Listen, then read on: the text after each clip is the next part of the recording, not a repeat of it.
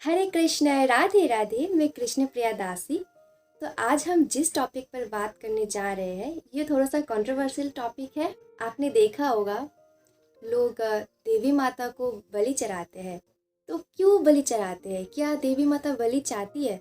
वो तो जगत माता है, माता होकर वो कैसे बलि चाह सकती है? तो फिर क्यों लोग बलि चढ़ाते हैं? बलि के बारे में हमारे शास्त्र में क्या लिखा है और क्यों लिखा है, इन सारे सवालों का जवाब आपको इस वीडियो में हम देने की कोशिश करेंगे।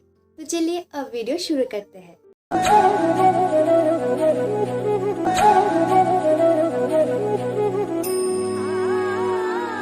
सबसे पहले हम जानेंगे बलि शब्द का अर्थ क्या है।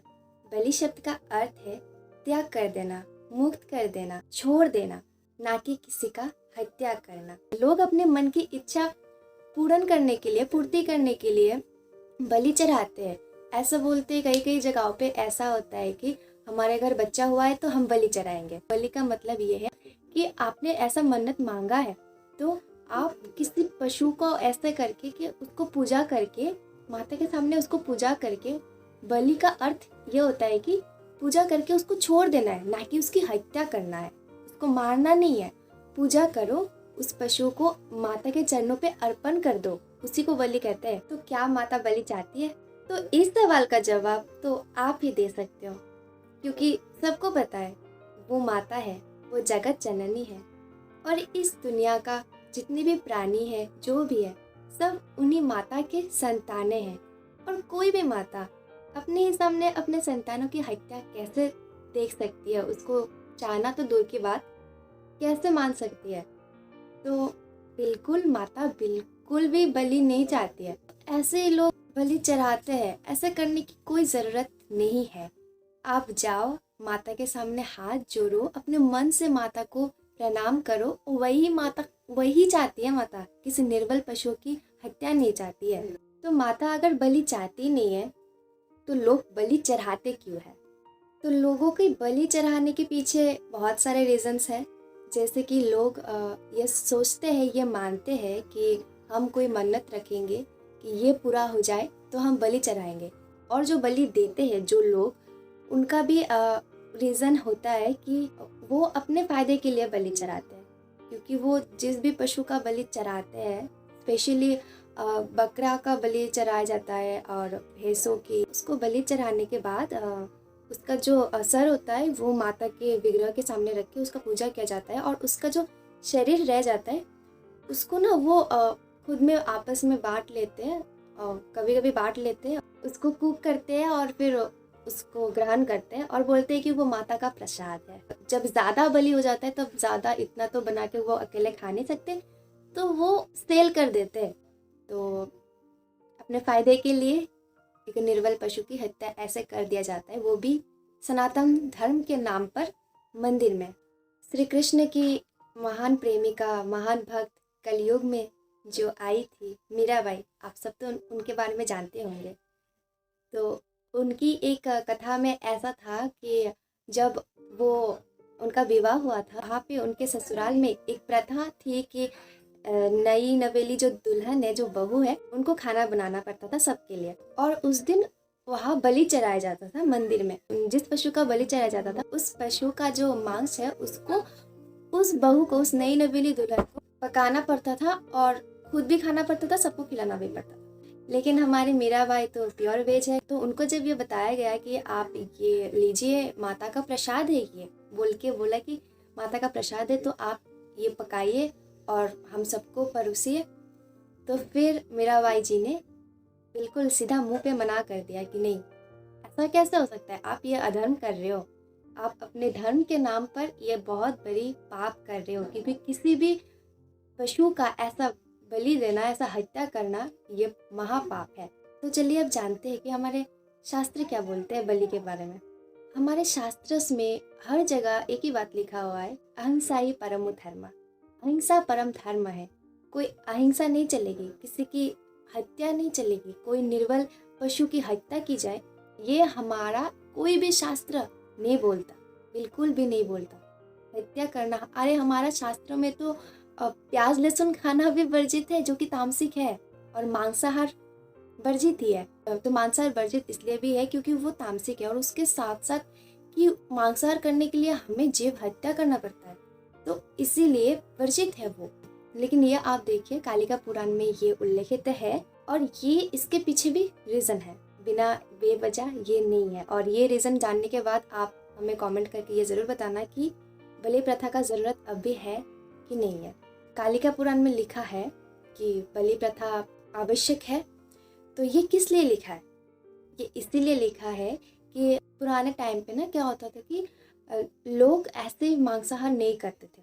उनको लगता था, उनके मन में वो विश्वास पैदा हो गया था कि किसी भी पशु को हत्या करो माता के सामने, मतलब बलि का नाम देकर, और फिर माता का प्रसाद के रूप में आप उस मांस को ग्रहण कर सकते हो। हाँ, ऐसे लोगों के अंदर वो होता है कि मांसाहार के बिना वो रह नहीं पाते। इसीलिए ये जो हमारे कुछ शास्त्रों में ये लिखा है बलि के बारे में, ये इसलिए लिखा है बलि चढ़ाकर महीने में एक दिन मांसाहार करें।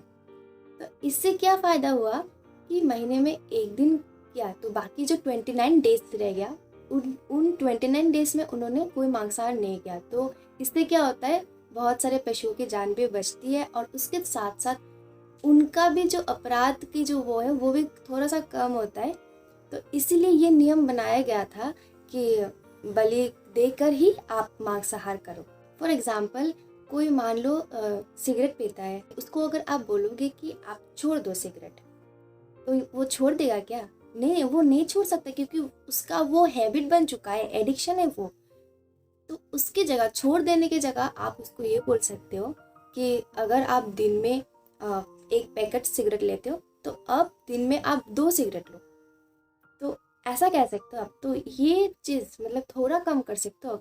एक ही दिन में कुछ अच्छा नहीं होता है, धीरे धीरे सब कुछ होने में टाइम लगता है। तो जब आप बोलोगे उसको कि दिन में आप 2 सिगरेट लो एक पैकेट के जगह, तो वो बंदा क्या करेगा, 2 लेगा, ऐसे करते करते फिर 1 लेगा और ऐसे करते करते वो सिगरेट छोड़ देगा।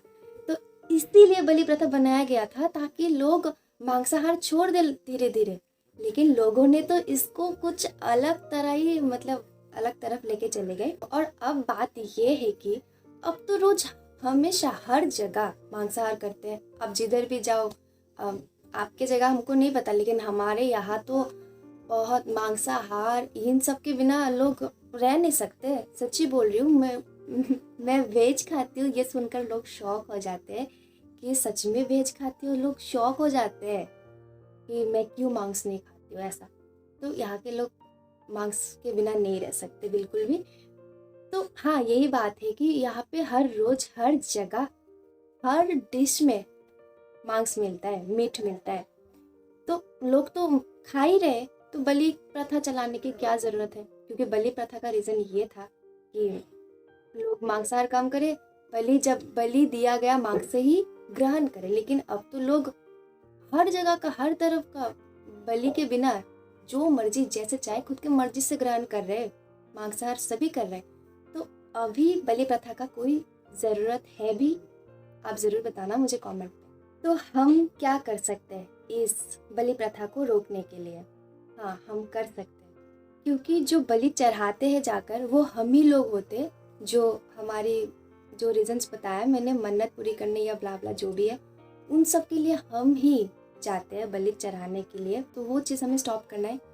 हम अपनी फैमिली से शुरू कर सकते हैं।